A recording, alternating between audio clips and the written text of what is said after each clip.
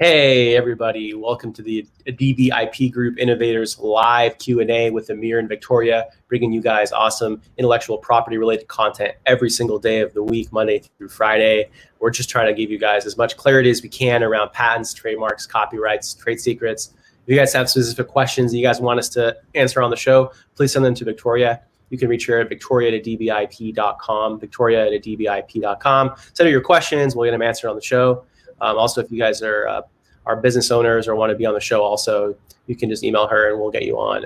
Our community number is 415-943-5193, 415-943-5193. Join our text community. You get awesome text messages from us and also get direct access to me. If you guys have questions, you can also text me your questions at that number and I'll get them answered on the show. So this is a Q&A format show. So before we get started with today's question of the day, we're going to go over what we did yesterday on episode 100. Victoria? Sure. So on episode 100, we registered a trademark for Adibi IP Group. Yeah. So for the 100th episode, we thought, it'd be really cool. You know, we teach about registering trademarks. We register a lot of trademarks for other people, but we better register our trademark. So we thought, what better episode to do it than episode 100? So that episode was cool because you guys actually got to see a filing receipt actually from start to finish, and you got to see the actual filing receipt. So a lot of the tutorials that we do, I take you guys all the way up to right payment, and then we stop. But in this particular, on episode 100, you actually saw all the way through. Now, what we trademarked was the word mark at DBIP Group. But if you guys, okay, so that segues into Victoria's telling us what we're doing today on episode 101. Sorry. Sure. So today we're trademarking the logo. Very cool. So I'm going to share my screen real quick, and just so you guys can see what I mean. So we trademarked the words Adibi IP Group, but now we realize, we really should also trademark our design because it shows up on a lot of places. It also shows up on our Instagram. So for example, right here, and a lot of our content also has it. And obviously also our streaming content also has it. So it's a good idea. We're gonna go ahead and then get started. Let's start by going to tsdr.uspto.gov. That's the place to start. I prepped the logo before the start of the show. Let me see if I can share that with you guys, just so you guys can see. So it's not showing you, but you'll be able to see it when I upload it to the trademark system. So tsdr.uspto.gov. Now, one thing that I want to show you guys in this episode. So we also haven't done this in the past, but one thing that's really powerful is that the saving the form feature. So you can save your form as what's called a .obj file. .obj. So if you save it as a .obj file, which we did in the last episode at the end of episode 100. You can actually upload it and it will streamline the entire application filling out process for us. So let's see how we can leverage that in this particular episode. That's the other key thing that I forgot to emphasize. So in this episode, not only are we going to show you how you guys can file a design mark for your law firm's logo, we're also going to show you how you reuse a saved .obj form to streamline and to make the overall filing process a lot quicker. This is actually a really useful piece of content for you guys because it's going to save you guys a lot of time. If you have several marks that you want to do for the same entity that might also cover similar goods or services, then this is a really, really good tape. This is a really, really good piece of content for you because it's going to save you a lot of time. You're not going to have to re-enter every single time whenever you want to file a new mark for your entity. So let's get started. Again, tsdr.uspto.gov. I'll go back to sharing. I just wanted to emphasize that before we got into the show. So we're going to click on File Online. Thanks, Victoria, for throwing up the URL. And then you're going to scroll down. You're going to click on Initial Application Forms. And then you're going to go down and click on, they're up in the trademark fees. Very interesting. All right, Victoria, that's what we're doing tomorrow on tomorrow's show. Start your application in TS, and then this is going to take you to the trademark application page. Now, one thing I want to emphasize before we get into it is that if you guys are following along at home, remember, this actual page is only presented to me at this stage because I'm already logged in. So if you're doing this following along on your own, and you're not logged in, then it's going to prompt you to log in to uspto.gov using your uspto.gov account. Now, uspto.gov accounts don't cost anything. They're really easy to set up. So again, if you're following along and this is your first time, not a problem. Just set up your uspto.gov account and you'll be at this stage in no time. So we're going to scroll down. We're going to click on the standard, but this is where things get mixed up a little bit, because what we're going to do is we're actually going to upload. So we're going to go down to here where it says where it gives us the option to upload a previously saved form file. So that's what we're going to do. So let's go ahead and click find it first. You guys can't see what I'm doing here on the back end, but I'm basically going to upload the file. Let's see, looking for it here. So I'm looking for a .obj file. And again, this is the one that we saved 2 days ago on episode 100.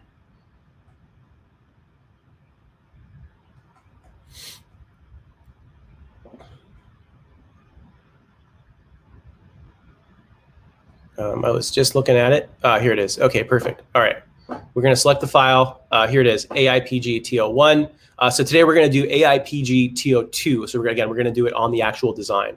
Now I'm going to go ahead and click continue. Now, what's really cool is that all our information is going to be in here already. So we don't have to retype it in at all. It's all there. All we have to do is make modifications and add and make changes as we deem necessary and fit. So again, owner name is right here. Corporation, all this information is going to be correct, right? Because it's the same information that we submitted before. This is also a really good technique because you'll know that the information that you input is going to all be the same as the one that you entered previously. So I'm going to go ahead and click continue.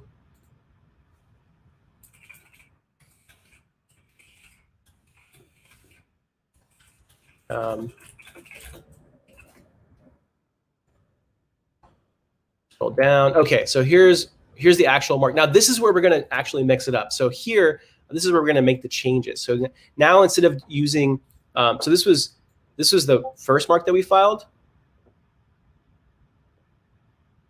And then we're going to do a special form this time.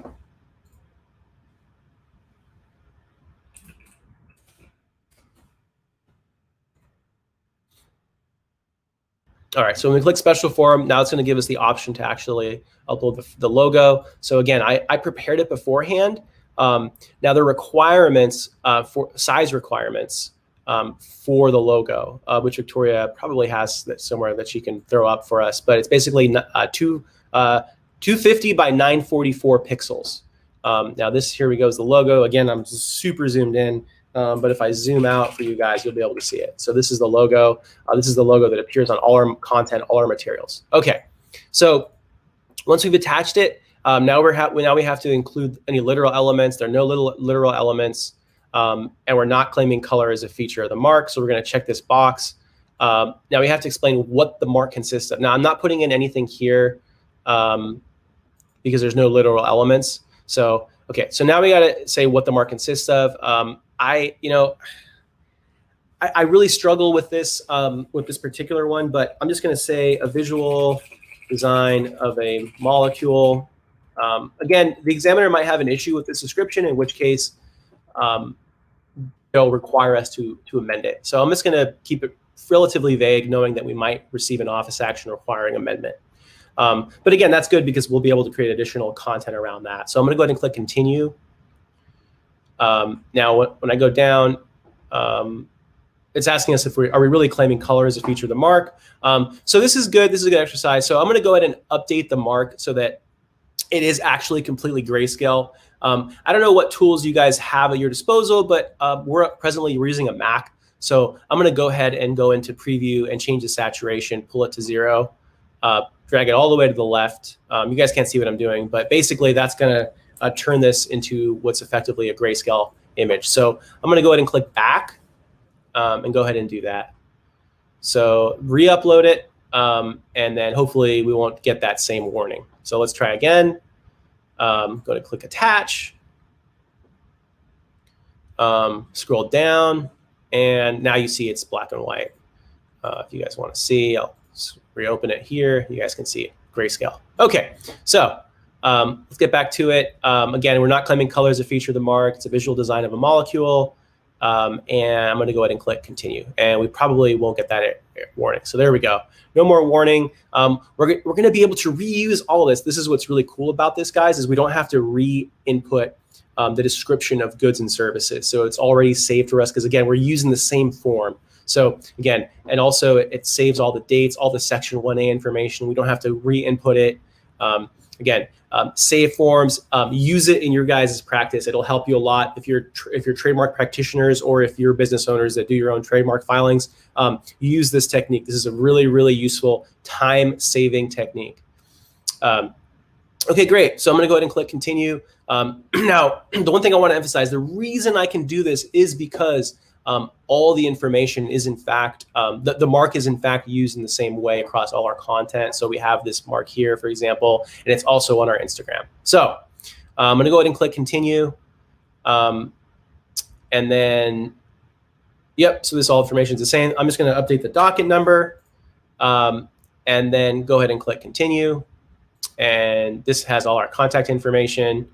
Again, we're doing two classes. Class 45 on legal services and class 41 on educational content around intellectual property. Now, this is the declaration saying that I believe that I have a right to use this mark in commerce. I've actually been using it in commerce, or not I haven't, but the firm has, our corporation has.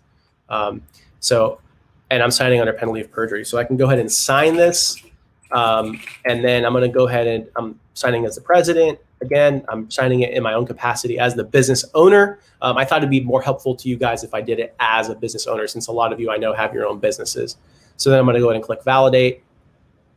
And then, oh, I forgot to mark the date signed. So once I mark the date signed and scroll down, then we should be good to go. I click validate. And then it'll give me one more opportunity to actually confirm that all the information is correct before I submit. So I'm going to go ahead and click input. I'll take a quick look at, oh, it's zoomed in pretty far out. Let me zoom in so you guys can actually see. Again, here's the mark. There's the logo. And then again, it's within those 250 and 944 pixels. Mark consists of visual design of a molecule. And here's our firm name, our website, California Corporation, legal services. Again, this at least is early. Use in commerce date, use anywhere date. They're going to be the same as when we started using just the words adibiip group in this particular case. So again, the specimen description, same as episode 100. If you guys want to learn about that, go back and watch episode 100. But basically, remember for specimens, for web pages that serve as specimens, you have to include the URL and the date of access. So again, good reminder. You should double check, make sure that these specimens are in fact correct before you submit. In this case, we submitted business cards, and we also submitted screenshots of our website as well as screenshots of our Instagram. So if you guys are curious about that, go ahead and watch episode 100 and you'll be able to see all of that. Okay, so this is our application. Again, we're paying $550, and I'm gonna, in this episode again, take you guys all the way to filing receipt. So I'm gonna check this box here. This basically says that there's no refunds. You have no right to confidentiality. So once we submit, application will be live and pending, and everything in our application will be public. So keep that in mind. And then this right here will tell you about the solicitations that you might receive from scammers. So just be aware. That is a real thing. There's companies that mine the trademark filing system for new applications and then send junk mail notices requesting payments that aren't in fact due. So this looks all good. I'm going to go ahead and click pay submit. And then what I'm going to do is I'm actually going to finish this off, show you guys our filing receipt. And then, yeah, so you guys can see what it actually looks like. I'm going to go ahead and remove it. Okay, wait, I'm going to wait till we actually get to the payment screen, and then I'll remove it. And then you guys will actually get to see the payment. So yeah, okay, there we go. There's our payment system. I don't know why it's laggy. Okay. Okay, so once I click credit card, I can input my credit card in here. All our information is already in here. Now I'm going to take this, remove it, just so you guys, just for sake of our privacy, go ahead and upload our credit card information. And then I will submit payment. And I will be able to show you guys what you'll see once payment is accepted. There we go. Okay, so I can bring this back, and there you go, payment receipt. So there we go. This is our serial number, and we're good to go. So all you do is click View, Save Receipt as a PDF file, save it in your files, and you'll be able to see it on tsdr.uspto.gov with this number in about a week. Actually, not a week, probably like a day or two. It's relatively quick. So, and you'll also get an email. So everyone that was supposed to receive a courtesy copy will also receive an email. So there you have it. Again, for those of you guys who want to see the trademark filing receipt, I'll share it with you guys so you guys can see it. But again, here it is. Here's our receipt. So this is the application. This is, again, this is for our design. So again, I think the real value in this particular episode was just seeing how much time you can save if you save the forms as .obj files and reuse them if you have a company that's filing a lot of trademarks. So it'll save you a lot of time. So again, this is episode 101. I'm looking forward to seeing you guys on tomorrow for episode 102.